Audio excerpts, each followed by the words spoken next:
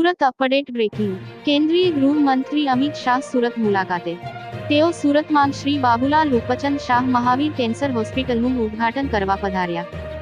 સુરતની આ હોસ્પિટલમાં કેન્સરના દર્દીઓને અત્યાધુનિક વિશ્વસ્તરીય સારવાર મળી રહેશે। હોસ્પિટલમાં 110 બેડની સુવિધા ઊભી કરવામાં આવી છે।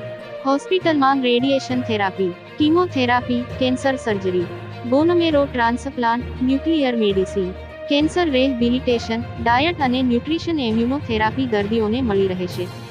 હોસ્પિટલમાં આવનાર દર્દીને રેડિયેશન થેરાપી દરમિયાન ઘરે જવાની જરૂર નથી। હોસ્પિટલમાં રહેવાની અને જમવાની સુવિધા પણ મળી રહેશે।